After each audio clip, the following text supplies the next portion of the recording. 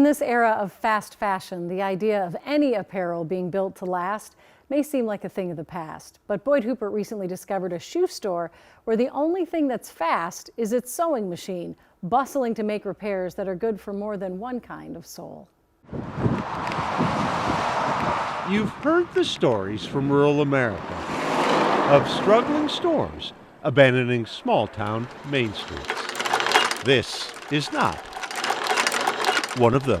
This machine probably was built in about 1930s, I would guess. That Tim Weaver is coaxing a Depression-era sewing machine toward its second century is not the feat that brought us 7 miles south of the Minnesota border to be among the 850 people of Buffalo Center, Iowa. It is very unique. The feet that brought us here are the feet that have brought Weaver's Leather to a milestone. We're coming up 100 years next year. Which isn't Weaver's only significant number. We're probably close to 13,000. 13,000 pair of shoes stacked floor to rafters. It goes and goes. Shoes filling the original store and a series of additions. We're a little full. 15 pairs of shoes for every man, woman, and child in town.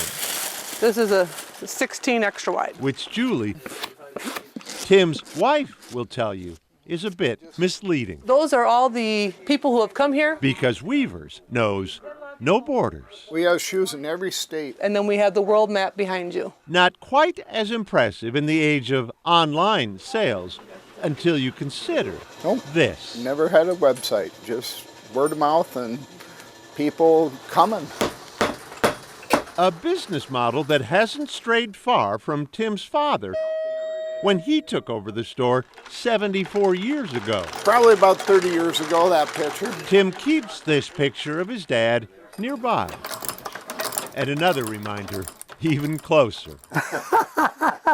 That's me. 30 years past retirement age. He's 94 now. Leroy Weaver can't stay away. He comes to work with me every day. Well, a little stubbornness. Leroy was 19 Ted Weaver. when his father died of cancer, Leroy is right here. leaving Leroy to take over the store his dad founded in 1925. If you're keeping tabs, that's 3 generations. I'm the 4th generation, and I'm Colin Weaver. Colin and his brother Tanner This is my thing. intend someday to take over the store themselves. Well, I kind of was weighing my options in college, seeing what I all wanted to do, but really realized that I wouldn't be able to find anything that I'm passionate about like this. A passion that keeps Colin's grandma Carolyn busy too. I rip out zippers. There isn't people that do this anymore. They throw things. We live in a throwaway country, I think. But not here. These got shipped to us all the way from Britt, Minnesota. They're English riding boots with a broken zipper. Not here. No, you saved the unsavable. The same could be said for Weaver's, the kind of small-town store that shouldn't have survived, If you're looking for wedges, yet I have them. thrives. Reinforced toe. They said they have a lot of Minnesota customers. Yeah, a lot of customers, period. Sounds good. Thanks, Shelley. Have a good day. Yep, you too. Yet no matter how busy, Hi, Mike. How are you? every day 3 generations of Weavers walk up their rural main street Small town, we can jaywalk. under the guise of drinking coffee and talking shop, You said red thread. We gotta get that ordered. yet knowing it's something deeper when the business conversation I got a couple of shades of brown that I got to order. includes 3 generations. Not too many people can say that. It's an honor. It's something special, I'll tell you that. That's what We're here for. Keep the generations going. In small towns across America, businesses come and too often go.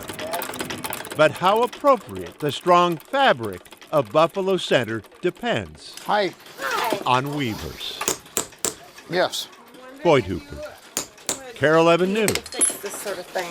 Buffalo Center, Sure. Iowa.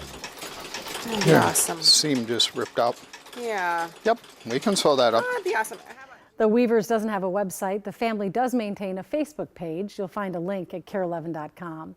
Finally, we would be remiss on this Veterans Day if we didn't thank Leroy Weaver for his service in the Korean War, the only time Weavers has closed its doors as Buffalo Center awaited Leroy's return.